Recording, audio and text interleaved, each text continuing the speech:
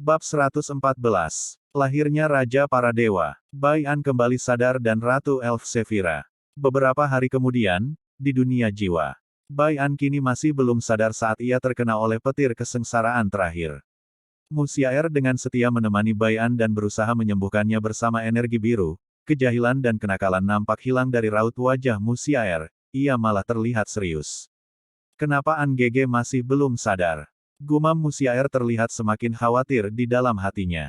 Sedangkan di tempat kediaman Jenderal Liang, Long Yuan dengan setia duduk di samping Bai An dengan tampang menyedihkan bercampur khawatir. Kini ia mengetahui apa alasan Bai An semarah itu hingga membuatnya kehilangan kesadaran, bahkan berbagai cara Long Yuan lakukan, Bai An masih belum tersadar dari pingsannya. Tep, tep, Mo Shen melangkah masuk dengan tergesa-gesa bersama Pixiu dan beberapa Jenderal Iblis. Ada juga seorang wanita cantik dengan telinga runcing bersama Pixiu. Long Yuan membalikkan badannya dan melihat mereka semua. Bagaimana, Mo Shen? Apakah kau mengetahui cara untuk menyadarkan Tuan Muda? Long Yuan menghiraukan kehadiran Pixiu dan elf tersebut. Ia langsung bertanya kepada Mo Shen. Saudara Yuan, apa yang terjadi sebenarnya? Mengapa bisa Tuan Muda seperti ini? Pixiu yang melihat keadaan Bai An langsung bertanya. Ia hanya mendapat pesan. Setelah mereka menjalankan tugas atau berhasil mengajak para elf bekerja sama, maka ia harus kembali dengan cepat tanda menunda-nunda atau alasan apapun. Setelah sampai di kerajaan elf, Pixiu langsung mengungkap keinginannya dan para elf langsung setuju dengan syarat. Rakyat elf juga akan ikut mengungsi ke tempat Pixiu. Tanpa pikir panjang Pixiu langsung mengiyakan dan kembali bersama para elf dengan kecepatan penuhnya. Aku merasa, kerajaan iblis baru saja diserang. Aku tidak sengaja melihat kerajaan mereka hancur dan bangsa iblis tingkat rendah semua dirawat. Elf tersebut langsung mengutarakan pendapatnya. Mo Shen langsung menatap Ratu Elf tersebut dengan tatapan tajam, dan ingin membalas Ratu Elf tersebut, namun Long Yuan langsung angkat suara. Aku tidak butuh perdebatan kalian, yang aku butuh bagaimana cara menyadarkan Tuan Muda. Dengan nada tegas dan dingin, Long Yuan menatap mereka semua. Mereka semua langsung diam. Aku ada peninggalan leluhur untuk melihat keadaan seseorang, namun ini hanya satu kali pakai. Ratu Elf tersebut angkat suara, dan melihat reaksi Long Yuan yang kini langsung menatapnya, ia kemudian tersenyum lalu menambahkan, apa yang bangsa Elf kami dapatkan jika membuat Tuan Muda kalian sadar. Pixiu dan Mo Shen yang mendengar itu langsung kesal dan ingin memarahi Ratu Elf Sephira. Long Yuan langsung mengangkat tangannya untuk menghentikan mereka. Mo Shen dan Pixiu langsung mundur. Aku menjamin keselamatan bangsa elf jika kau memberikan peninggalan leluhurmu atau membuat Tuan Muda kami tersadar. Mata Long Yuan sangat serius dan jujur saat mengatakan hal tersebut. Ratu Elf Sephira tersenyum, walaupun kau berkata jujur, itu belum tentu menjadi jaminan yang pasti untuk keselamatan kami, kita lihat saja buktinya. Kerajaan ini ikut hancur walaupun ada orang sekuat kalian berada di sini. Dengan tenang Ratu Elf Sephira membalas.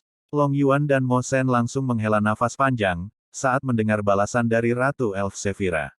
Kehancuran kerajaan ini bukan akibat serangan musuh, Mo Shen langsung menjelaskan. Pixiu dan Ratu Elf Sephira langsung mengangkat alisnya heran, kalau bukan musuh lantas siapa?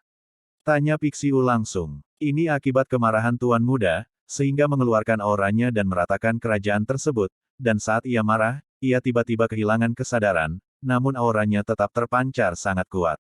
Kami semua harus bergabung untuk melumpuhkan Tuan Muda. Long Yuan dengan tenang menjawab pertanyaan Pixiu, aura Pixiu langsung naik, mengapa kau melumpuhkan Tuan Muda di saat ia pingsan? Kau tenanglah, Tuan Muda begini akibat kematian Xiong Zai, jika kau ingin marah, maka jangan di sini, tapi di tempat pertempuran yang sesungguhnya nanti. Mo Shen langsung menenangkan Pixiu dan menjawab pertanyaannya. Pixiu mendengus, lalu pergi tanpa permisi. Kini Ratu Elf Sephira yang mendengar pembicaraan mereka sadar, jika yang terkuat adalah orang yang sedang terbaring di ranjang. Ia kini memikirkan beberapa rencana, namun saat membisu saat mendengar suara dingin Long Yuan. Jangan berpikir yang macam-macam, Tuan Muda sudah mempunyai calon istri yang sangat berpengaruh, jika ia mau daratan tempat kita ini bisa ia ratakan. Long Yuan sengaja berbohong agar Ratu Elf Sephira menghilangkan niatnya yang tidak-tidak. Baiklah, akan aku berikan, asal janji kalian untuk menjaga kami harus kalian tepati. Dengan cepat Long Yuan mengangguk, menyanggupi persyaratan Ratu Sephira. Setelah itu Ratu Sephira izin pergi untuk berdiskusi dahulu bersama rakyatnya, Long Yuan mengangguk dan akan menunggunya di sini. Mo Shen yang menjadi pendengar setia langsung berkata, apa kau yakin jika peninggalan leluhurnya bisa membuat Tuan Muda sadar? Long Yuan melirik Mo Shen, lalu mengalihkan pandangan ke arah Bai An. Kita belum mencobanya, jadi hilangkan pikiran negatifmu. Mendengar kata-kata Long Yuan, Mo Shen mengangguk dengan malu-malu dan berjalan ke arah kursi kosong lalu ikut duduk menunggu Ratu Sephira datang. Mo Shen melirik para iblis, kalian kembalilah, dan berjaga, jika ada sesuatu hal sekecil apapun langsung kabari aku atau para binatang spiritual. Mendengar perkataan rajanya, mereka semua mengangguk lalu pergi setelah memberi hormat. Dunia jiwa. Apa yang terjadi? Gumam Bai An masih merasakan rasa sakit di sekujur tubuhnya. An Gege. Musiaer yang kebetulan baru sampai langsung berteriak dan spontan memeluk Bai An yang baru saja duduk.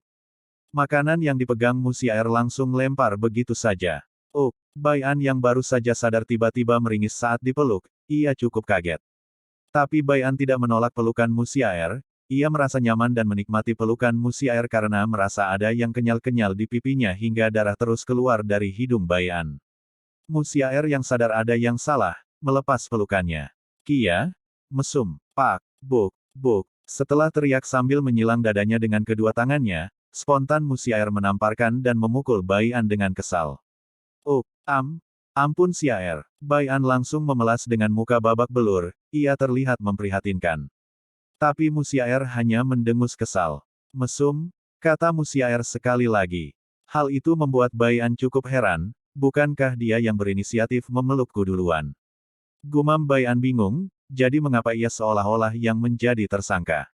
Musiaer melihat itu hanya tersenyum dalam hati, ia sebenarnya cukup bahagia saat memeluk Bai An. Namun karena ego wanita dan harga diri wanita sangat tinggi, jadi ia pasti ingin menang sendiri, dan berusaha menyalahkan Bai An. Karena tak ingin mengungkit masalah tadi, Musiaer langsung bicara. Banyak para bawahanmu yang khawatir berlebihan, apa kau ingin melanjutkan latihan? Karena menurutku kau masih sangat lemah. Tapi, jika kau ingin melihat mereka lebih dulu dan menunda pelatihanmu itu tidak apa-apa.